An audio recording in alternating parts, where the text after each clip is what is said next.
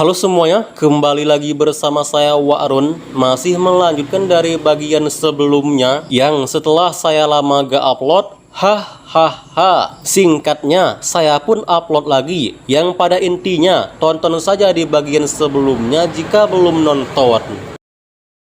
Cerita berlanjut dengan Tangsan yang menunjukkan plat nomornya pertanda ia peserta kompetisi. Dan seperti biasa, awalnya diremehkan karena selain Tangsan merupakan manusia, dia juga seorang anak kecil yang secara logika memiliki kekuatan yang biasa saja. Sehingga para monster yang melihatnya, mereka pun bersorakan supaya iblis macan tutul cepat memindah alamkan Tangsan. Sampai sini terjawab sudah alasan si Bibi melarang Tangsan mengikuti kompetisi.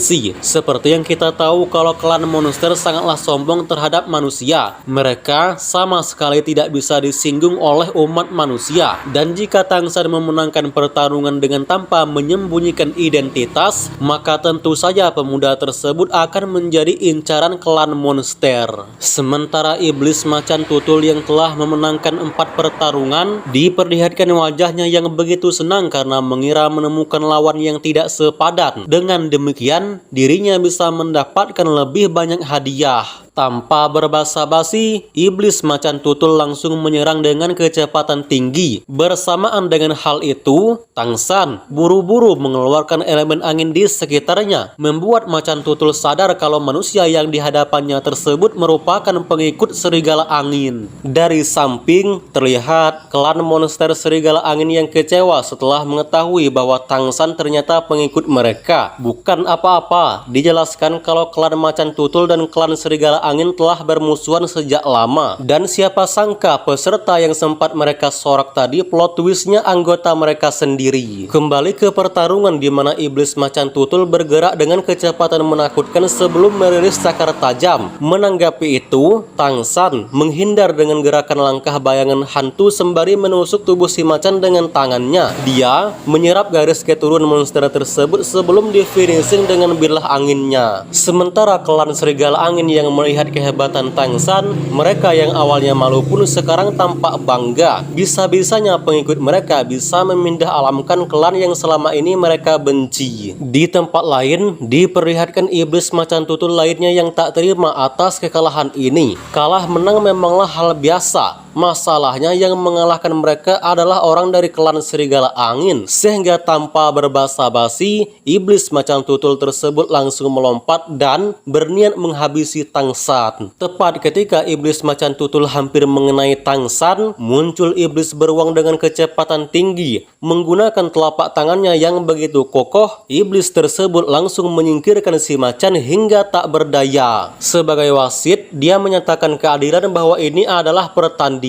Tak peduli baik itu manusia ataupun monster, semua di sini merupakan peserta yang tentunya mentaati aturan. Dan jika ada peserta memiliki dendam, maka silahkan diselesaikan setelah acara ini selesai. Segera setelah memenangkan pertandingan, Tangsan dengan santainya menoleh ke belakang sembari mengatakan apakah pertandingan masih dilanjutkan. Membuat Bibigu yang melihatnya menjadi terherman-herman. Ia pun bertanya, inikah murid yang kamu ajarkan? Apakah dia monster? Saat si beruang menyuruh peserta selanjutnya agar segera masuk, muncul iblis badak yang secara pertahanan ia lebih baik dari macan tutul. Sama seperti lawan Tangsan sebelumnya, ia pun tanpa ragu meremehkan pemuda tersebut dengan perkataan sombongnya. Selang beberapa saat, si badak langsung berlari ke arah Tangsan dengan maksud menanduknya. Menanggapi itu, Tangsan memancing dengan bilah anginnya yang mengarah langsung ke mata si badak. Namun serangan tersebut tampaknya hanya sia-sia mengingat pertahanan si badak sangatlah kuat. Bahkan ia mampu menahan bilah angin hanya menggunakan kelopak mata. Akan tetapi serangan tersebut hanyalah sebuah pancingan yang dimana ketika si iblis membuka matanya, ia sulit mencari keberadaan Tangsan. Dari atas muncul sosok pemuda gagah dengan bilah angin yang menancap bagian mematikan, diikuti dengan menyerap garis keturunannya hingga si badak keluar saat itu juga. Si beruang yang melihat dua monster dikalahkan Tangsan tampaknya ia begitu marah. Macam mana pula seorang monster tak mampu melawan manusia. Lantas, dirinya menyuruh peserta selanjutnya yang dikhususkan mengalahkan Tangsan. Dan ya, berbeda dari peserta sebelumnya, peserta kali ini tampaknya lebih elegan, tidak sombong, dan rajin menabung. Sebenarnya agak kasus juga cuy mengirim si elang yang tidak ahli dalam bertarung. Diketahui bahwa klan elang merupakan klan yang ahli dalam hal mengintai dan kecepatan terbang. Intinya, urusan pengintaian klan elang merupakan nomor satu dalam sejarah. Namun meskipun demikian, klan elang agak kurang dalam bertarung. Bersamaan dengan si beruang yang mengatakan kalau pertandingan dimulai, diperlihatkan monster elang yang mengepakkan kedua sayapnya yang kemudian langsung meluncur ke arah Tangsan. Tangsan yang tak bisa bertarung di udara berdiam sejenak sembari memikirkan taktik. Tepat ketika si elang hampir ke zona tabrakan, lantas Tangsan memandang matanya sebelum mengeluarkan mata ungu iblis, membuat pikiran si elang terganggu seolah berada dalam kekosongan. Tak mau kehilangan kesempatan, Tangsan langsung merilis bilah anginnya yang kemudian diarahkan ke elang. Akan tetapi karena iblis tersebut sangat lihai dalam bidang kecepatan, alhasil dirinya bisa menghindar semua bilah angin Tangsan.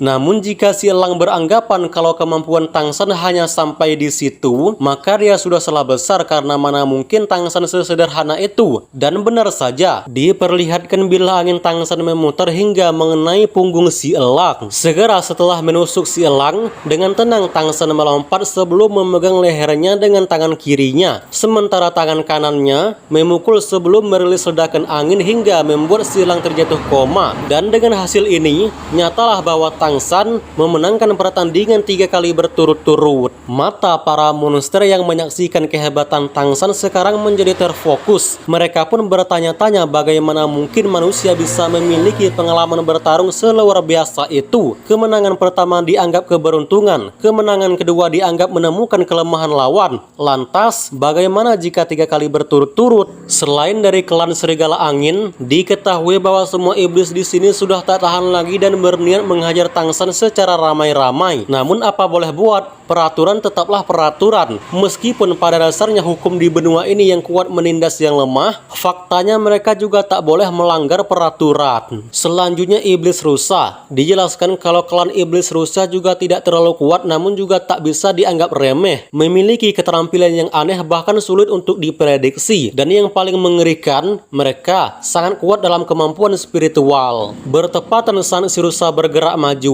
Tangsan yang cari aman pun terus menghindar dan tidak bertindak seperti biasanya, membuat si rusa terherman-herman dan bertanya kenapa manusia tersebut tidak menyerangnya. Tepat ketika si rusa lengah, Tangsan melangkah maju dan menyerang dengan kecepatan tinggi. Menanggapi itu, iblis rusa pun juga mempercepat pergerakannya dan berniat menanduk Tangsan. Namun ternyata inilah yang Tangsan inginkan, di mana ia langsung melompat sebelum meletakkan tangannya di atas kepala si rusa, membuat iblis tersebut linglung dalam sesaat. Kemudian Tangsan mendarat dengan posisi yang berjauhan dari si rusa. Sementara di sisi lain, si rusa yang masih linglung pun tampak kebingungan dan sulit mengendalikan tubuhnya. Bahkan dijelaskan kalau si rusa bisa terjatuh kapan saja. Iblis rusa semakin dibuat herman saat mendapati bahwa Tangsan sudah keluar dari pertarungan. Bahkan jangankan si rusa, si beruang yang merupakan wasit saja agak herman dengan kemenangan ini. Klan monster bisa mengalahkan manusia, tentunya ia akan senang. Namun kemenangan ini penuh dengan kejanggalan. Meskipun demikian, si beruang tetap berpikir positif dengan mengungkapkan bahwa mungkin saja Tangsan terlalu banyak mengonsumsi kekuatan sehingga ia tak mampu melanjutkan pertarungan. Sementara semua monster nampak kebingungan, Tangsan dengan cepat mengambil 3 koin lingsi sebagai hadiahnya. Lalu, pemuda tersebut berniat kabur menggunakan teknik langkah bayangan hantu. Meski beberapa monster sempat menghadang dan ingin membuka topeng Tangsan, namun nampaknya itu hanyalah sia-sia mengingat pergerakan Tangsan sangatlah cepat.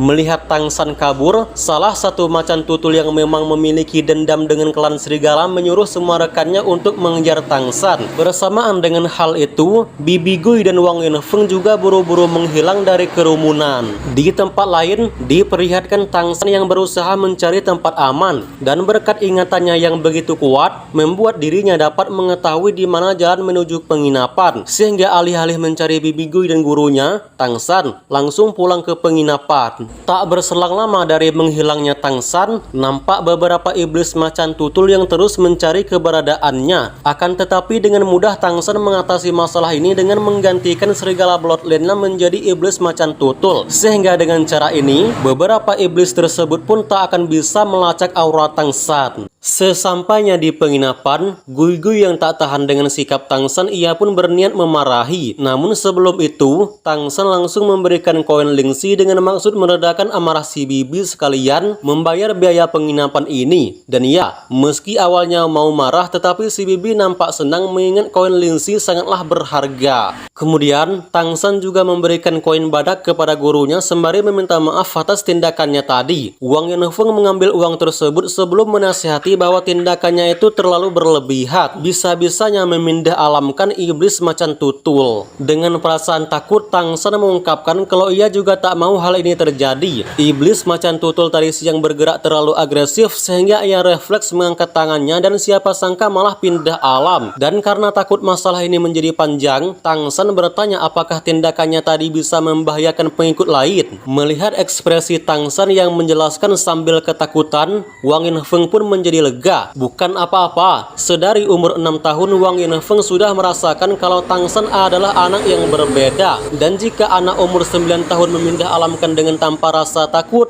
itu berarti Tang San memang bukan anak normal. Lalu Wang Yanfeng menggelengkan kepalanya sebelum menjawab bahwa tindakan Tang San tak akan mempengaruhi pengikut lainnya. Karena selain setiap klan memiliki masing-masing pengikut, klan macan tutul dan klan serigala angin memang bermusuhan sejak lama. Selesai berbicara, Gui Gui menyuruh kedua orang tersebut beristirahat dengan berhati-hati. Dia akan pergi ke depan sebentar untuk memastikan bahwa klan macan tutul tidak mencurigai mereka. Untuk cari aman, Gui Gui menyarankan agar kakaknya dan Tang San segera pulang esok pagi. Tak lama setelah Gui Gui pergi, Wang Yanfeng yang sedari tadi ingin memarahi Tang San lantas ia menaikkan suaranya. Ia pun bertanya, kenapa hari ini kamu tiba-tiba menjadi ceroboh? Sebagai guru, Wang Yanfeng paham betul kalau Tang San selalu tenang dalam menghadapi masalah. Namun kenapa hari ini muridnya tersebut bertingkah tak seperti biasanya? Tang San menundukkan kepalanya sebelum berbisik bahwa tujuannya mengikuti kompetisi karena ingin mencari uang. Teh susu yang sempat ia minum merupakan minuman terbaik yang pernah ia minum. Jadi, dirinya ingin mendapatkan banyak uang demi membelikannya lagi. Mendengar penjelasan tersebut, Wang Yanfeng terdiam sejenak seolah memahami kata-kata Tang San. Bagaimanapun juga Tang San hanyalah bocah berumur 9 tahun yang tentu saja menyukai sesuatu yang baru. Sedari kecil ia hanyalah dibesarkan di bawah tindasan monster, sehingga jangankan mendapati makanan yang enak, untuk sekedar bisa makan saja dia sudah bisa dikatakan untung.